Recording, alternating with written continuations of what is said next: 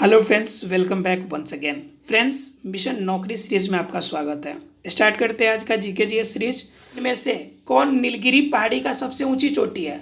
तो डोडा बेटा क्या है? नीलगिरी पहाड़ी की सबसे ऊंची चोटी है। लेकिन अगर सीधा क्वेश्चन देता है कि साउथ इंडिया का अर्थात दक्षिणी भारत का सबसे बड़ी चोटी, तो अनाईमुडी हो जाएगा। अनामलाई पहाड़ पे है अनाईमुडी, ये आंसर होता है।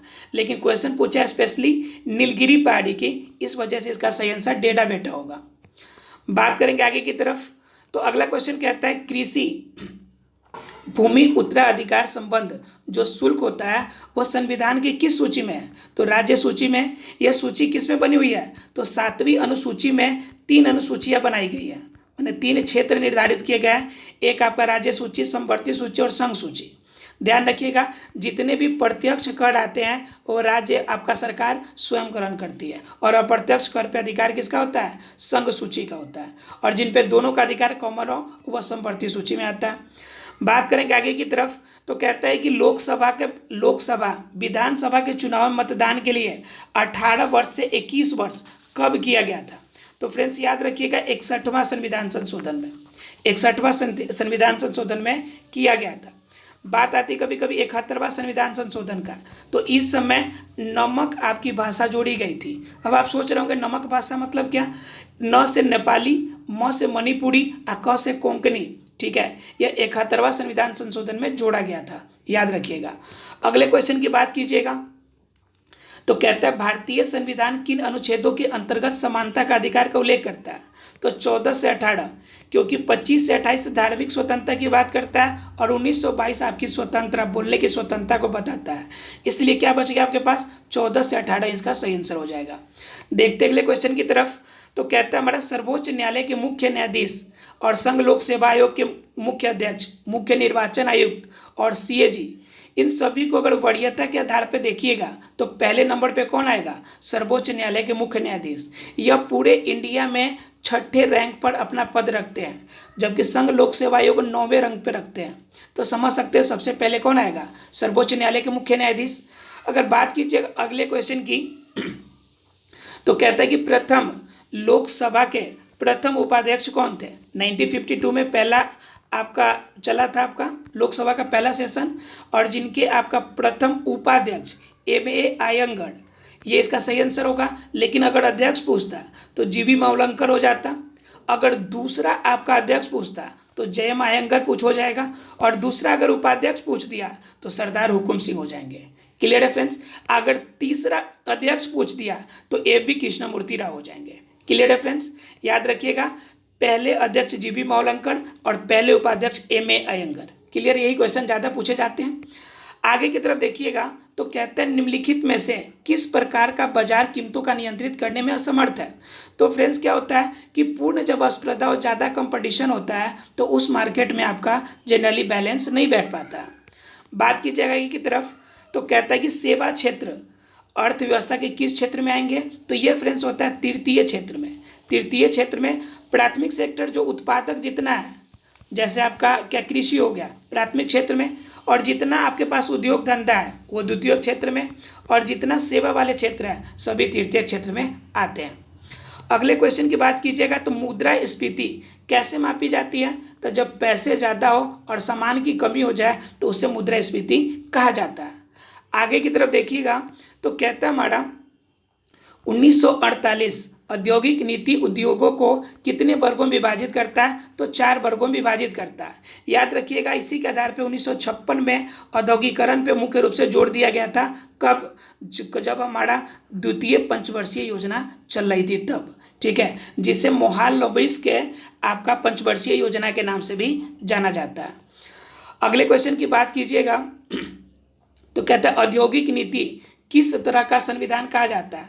तो आर्थिक संविधान के नाम से जाना जाता है, क्योंकि औद्योगिक नीति में पैसों पे ज़्यादा बल दिया जाता है। अगले क्वेश्चन की बात कीजिएगा। तो कहता है कि निम्न में से कौन सा तथ्य सुनामी से संबंधित है? तो सुनामी कहाँ आएगा? यह पर्वत चोटी पे तो आएगा नहीं, महासागर में आएगा, इसलिए ऑप्शन नंबर बी इसका सही जवाब है।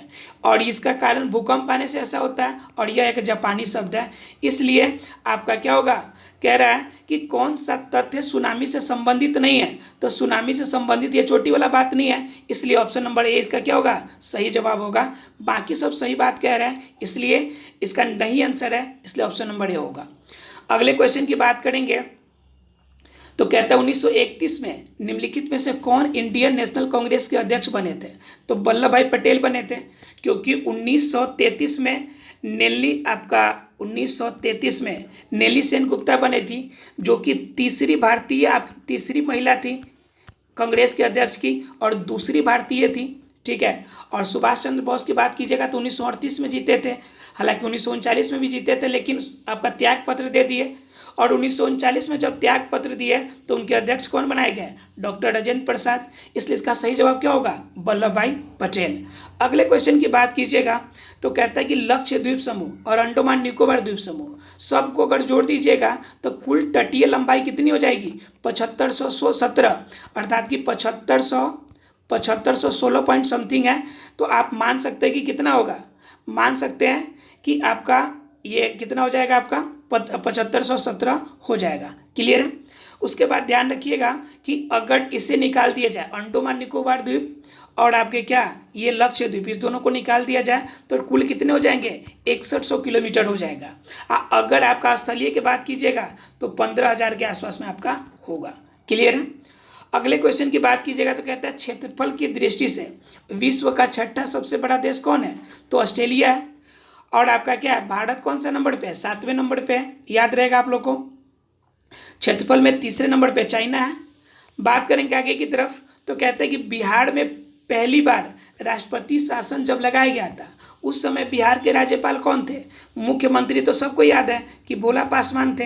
ये कब लगाया गया था, तो 1968 में, ये 1968 में पहली बार लगा था। तो उस समय आपके कौन थे, जो आपका राज्यपाल थे, नित्यानंद कानूनगो थे।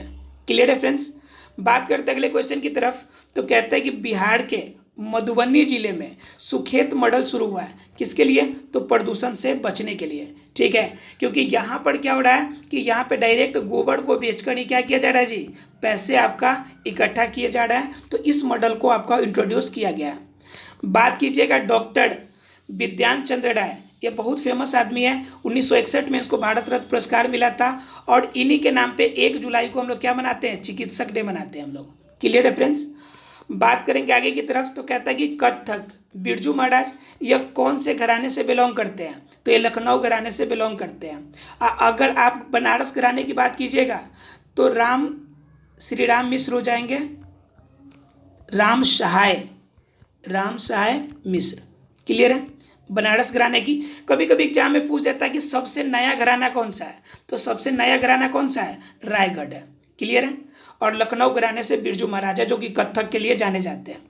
कह रहा है उस्ताद बिस्मिल्लाह खान को 2001 में कौन सा पुरस्कार मिला था, तो भारत रत्न मिला था, ठीक है। और ध्यान रखिएगा यही एक ऐसे व्यक्ति थे जो शहनाई वादक थे, और जिन्होंने आपके आज़ादी के लिए, स्वागत के लिए पहली बार ऑल इंडिया रेडियो पर शहनाई इन्होंने बजाया था। क्लियर है फ्रेंड्स। और साथ में लाल किले पर भी इन्होंने क्या बजाया था, शहनाई वादन से अपनी आज़ादी का स्वागत किया था।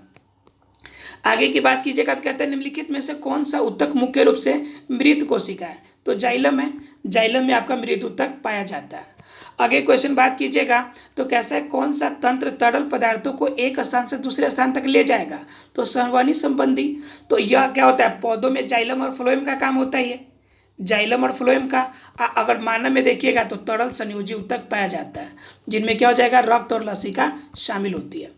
बात करेंगे आगे की तरफ तो कहता है कि परमाणुओं से कौन सा ऊर्जा मिलेगी आपको, तो नाभिकीय ऊर्जा मिलेगी। नाभिकीय ऊर्जा 2 तरह से मिलेगी, एक आपका नाभिकीय विखंडन से और एक नाभिकीय संलयन से। जो आपका सूर्य से प्रकाश मिलती है वो नाभिकीय संलयन की वजह से मिलती है। बात कीजिए आगे की तरफ तो कहता है कि ऑक्जेलिक एसिड का प्राकृतिक स्रोत कौन सा है, टमाटर है, तो ऑप्शन नंबर 20 का सही जवाब हो जाएगा। इमली में कौन सा मिलेगा, टार्टरिक एसिड मिलेगा। खट्टा दूध है तो खट्टा दूध में कौन सा मिलेगा, और चिट्टी में डंक, चिट्टी में आपका फॉर्मिक एसिड मिलता है। और आपका कौन बच गया, खट्टा दूध। खट्टा दूध हो या दही हो, उनमें क्या मिलेगा आपको, लैक्टिक एसिड मिलेगा, लैक्टिक एसिड मिलेगा। क्लियर है। देखते हैं अगले क्वेश्चन की तरफ। तो कहते हैं कि निम्नलिखित में से मांसपेशी और अस्थि को जोड़ता है, तो ये कुछ जोड़ने का काम टेंडन का है। लेकिन अगर यहीं पे रहता है कि अस्थि को अस्थि से जोड़ने वाला, तो उस कंडीशन में क्या हो जाता है, लिगामेंट सही आंसर हो जाता है। क्लियर है फ्रेंड्स। बात करेंगे आगे की तरफ। तो कहता है कि किस प्रकार की कोशिका त्वचा बनाती है, तो अधिचर्म कोशिका आपकी क्या बनाएगी, आपकी त्वचा बनाने का काम करती है। बात करेंगे आगे की तरफ। तो कहता है कि आधुनिक आवर्त सारणी में बाईं ओर स्थित गैर धातु कौन सा है, तो हाइड्रोजन है एक। उसके बाद आगे बात कीजिएगा तो प्रकाश वर्ष द्वारा किसे मापा जाता है, तो दूरी का मात्रक है।